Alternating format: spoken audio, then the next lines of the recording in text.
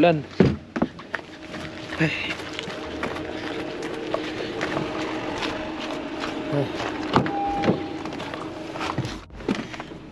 Tag-ulan na naman dito.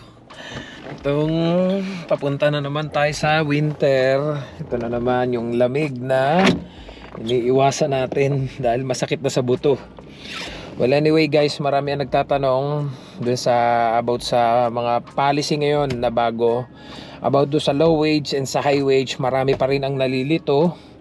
And gusto ko ma-explain sa inyo, medyo paiksiin na lang natin, pabilisan na lang natin, i-shortcut na lang natin para mas maunawaan ng mga kababayan natin, kasi marami ang naguguluhan kung saan daw ba sila kabilang, kung sa low wage daw ba or sa high wage. Talagang masasabi ko lang na pahirap na ng pahirap ang sitwasyon ngayon dito sa Canada, do sa mga dumarating dito ng mga bagong temporary foreign workers, na yung iba kabilang sa low wage, which is ang mangyayari doon sa mga may unemployment rate na 6% pataas ay ang mangyayari, hindi na po kayo mau-opera ng LMIA.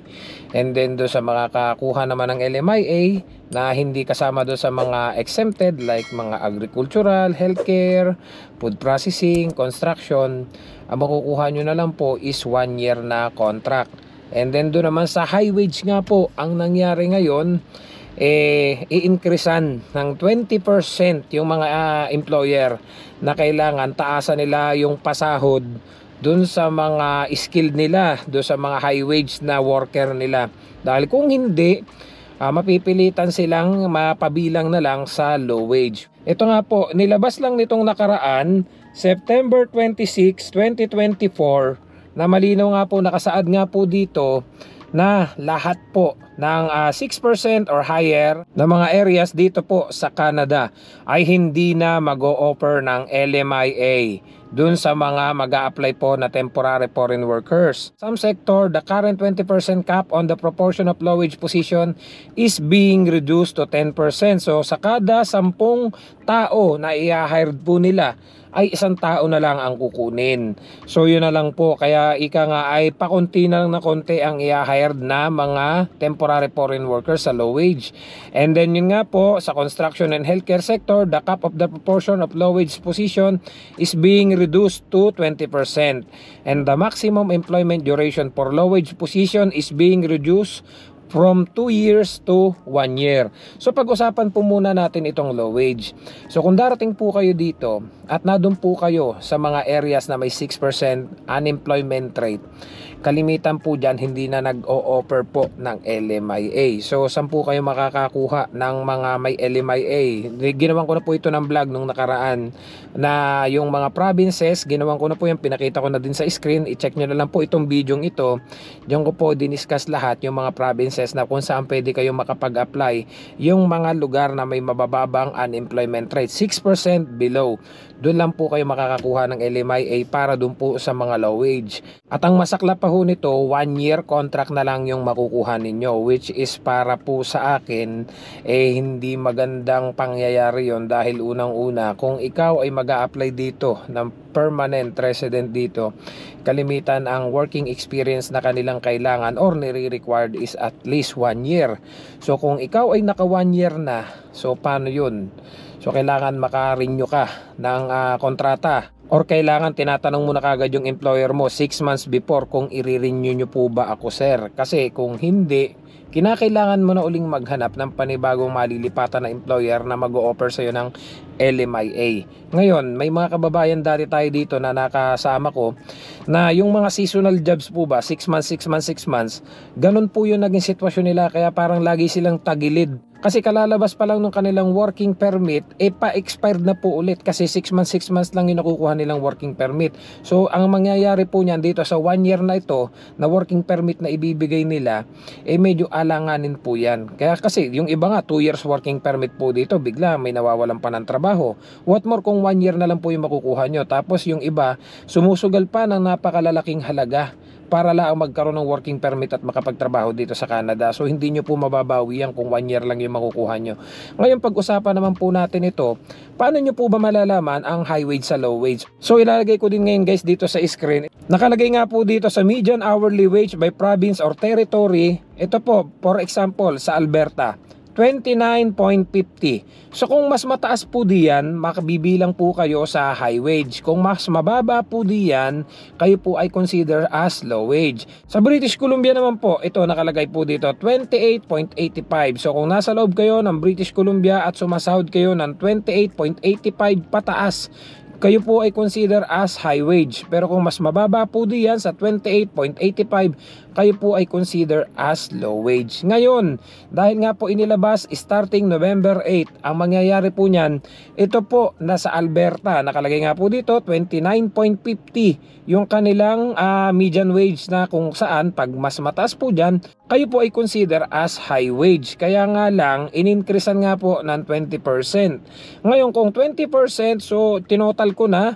ang nakita ko nga po niyang computation na kalalabasan po niyan, ito, kung sa Alberta kayo ay 29.50, so possible yung 20% na increase is total of 5.90 additional. So magiging 35.40 dapat ang sinasahod ninyo pataas. Ang tanong, yung employer nyo po ba ay magtataas or papayagan na increasean kayo ng ganyan 5.90 pataas ang increase bawat oras nyo na pinapasok? I don't think so. Unless talagang gustong-gusto kayo ng employer nyo, ayaw kayong bitawan. So imagine guys, kung tataasan ng employer yung sahod ninyo ng $5, $6, $7 to $8 po, kasi yun yung computation ko eh. Correct me if I'm wrong po. Chinek ko na po yan kanina, kinalculate ko na. So kung ang isang salary nyo ay let's say 29, 30, then i-increase nila ng 20% para maging consider na high wage pa rin kayo. Possible dadagdagan kayo ng per hour ng $5, $6, $7 to $8 po. So malaking kawalan po yun sa employer. Kaya mapipilitan ng employer na mag-hire na lang ng locals or citizen. Dahil nga po ganun ang kailangan nilang itaas or i-increase para makapag-hire pa rin sila ng mga temporary foreign workers na pasok sa high wage. So marami talagang employer ang aaray na naman ito. Dahil unang-una, malaking bagay sa kanila yung $5, $6, $7, $8 per hour po. So wala na halos kikitain yung ibang employer dito. Talagang unless talagang gustong-gusto kayo ng employer ninyo, ayaw kayong bitawan, or talagang malaking kumpanya yung pinapasukan ninyo, yun po ang hirap talaga dito. Kaya talagang mahihirapan ng mag-hire ng mga foreign workers yung mga employer dito. So kung dati maraming na-hire na foreign workers, sa ngayon talaga malilimitahan na yung pag-hire ng mga employer ng mga temporary foreign workers. Yun po kasi yung ginawa nilang aksyon para mabawasan nga daw at malimitahan, dahil nga dito ay election ngayon. So sa nakikita ko po, ito yung personal kong opinion, kanya-kanyang mapagalingan yung mga kumakandidato ngayon, na kasi naglalaban-laban nga, yung gusto nilang ipakita, yung gusto nilang iparamdam na talagang sila ay pabor dun sa mga citizen, sa mga local. Kaya talagang ibinibigay nila yung simpatya dun sa mga citizen na dito. Pero kung tutuusin, kaya naman dumami ng dumami yan, ay dahil na rin sa kasalanan nila dati, na sila papasok ng mga temporary foreign workers at hindi nila namamalaya na lumolobo na pala. So ayan, dumami na ng dumami. So kung dati marami kayo napapansin na mga na-hire na temporary foreign workers, expect nyo na guys na medyo uunti na lang yung mga ma-hire na temporary foreign workers, dahil nga sa mga ganitong policy. Unang-una yung sa low wage, which is 1-year contract na lang, na para sa akin po ay hindi worth it, lalo na kung gagastusan ninyo ng 300,000. Until now, ang dami nagme-message sa akin na okay lang po ba kahit patusin ko 1-year contract, na ang gastos daw niya 500,000, may 600,000 pa. Sabi ko, hindi po yan worth it para sa akin po ha, hindi po worth it yan. Lalo pat pagdating nyo dito ay kung halimbawa inutang nyo pa yung perang pinambayad nyo dyan. At dito naman po sa high wage, maraming employer talaga ang aaray nito. For sure maraming employer ang aaray nito. At mapipilitan sila na mag-hire na lang ng mga locals, mga citizen. Ito kasi yung ginawa nilang aksyon para maiparamdam dun sa mga local, sa mga citizen, na talagang sila ay para dun sa mga citizen. Pero kung tutuusin, nung una, madami ako nababasa dito sa mga dito, sa mga news, na sabi nga ng mismo mga locals, mga Canadians, na it's too late, Trudeau. Dahil nung una ay talagang sinasabi na daw nila na nabigyan nila ng sapat na trabaho at tirahan ng mga citizen na dito, dahil even yung mga citizen na nahihirapang makahanap ng trabaho dahil na-occupied na nga daw ng mga temporary foreign workers. Anong nangyari, lumobo ng lumobo, dahil marami din ako nababasa na hindi na nga daw mananalo si Trudeau sa ngayong eleksyon na paparating. Pero kumbaga parang nagbabawi. And then itong isang immigration consultant dito na talagang sinusubaybayan ko, sabi nga niya, this is not about immigration, this is about politics. So kaya nangyayari itong mga ganitong pulisiya, yung mga ganitong klase ng pagbabago, dahil kumbaga ay kanya-kanya silang pabanguhan.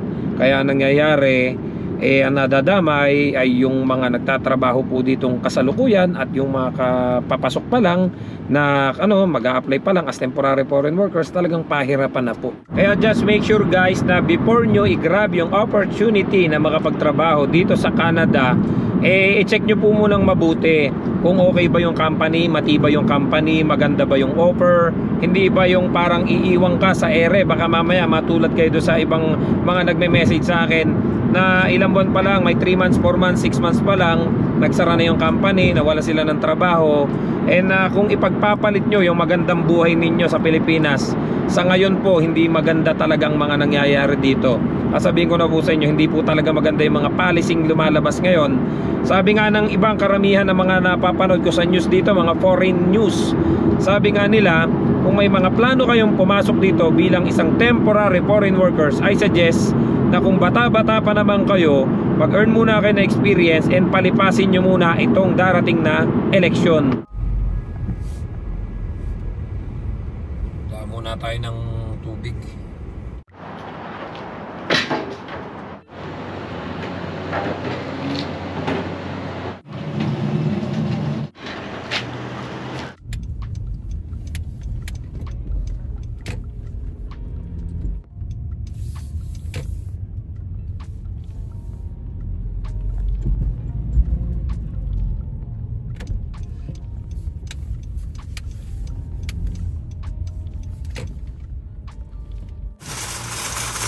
So grocery muna tayo guys, dahil ang dami ko ng stock na ubos na.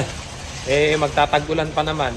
Sana itong first week ng November, parang may mga nababalitang magkakaroon na doon ng snow. So may hirapan na ulit tayong lumabas.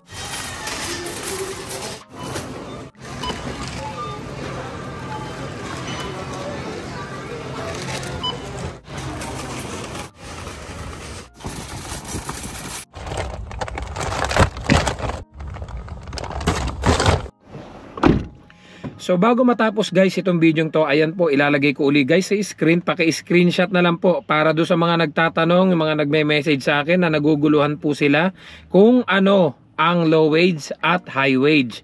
So dito po sa right side makikita po ninyo, yan, Alberta 29.50, British Columbia 28.85. Kung mas mataas po diyan, yun po ay considered as high wage. Kung mas mababa po diyan ang inyong sahod, consider as low wage. Ngayon po, dahil nga ang high wage ay mag-i-increase ng 20%, kailangan po ay mas mataas na po diyan. Starting November 8 po, possible $5 to $8 ang itataas niyan.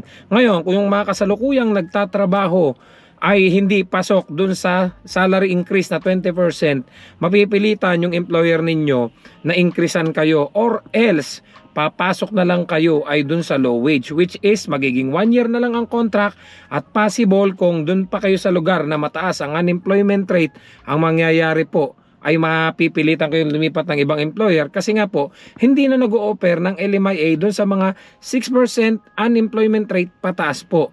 Kaya no choice yung employer, it's either taasan kayo ng $5 to $8 per hour, yun po yung 20% sa base sa computation natin, or kung ayaw niyang magtaas, mapipilitan po siya na ibilang kayo sa low wage, pero dapat hindi kayo kasama dun sa lugar na mga nabanggit na 6% unemployment rate. Dahil mangyayari, bukod sa 1 year contract na lang po kayo, possible po pahirapan na kayong ma-issuehan ng LMIA, dahil hindi na nga po nag-o-offer ng LMIA sa mga low wage na nasa lugar na mataas ang unemployment rate, 6% pataas po.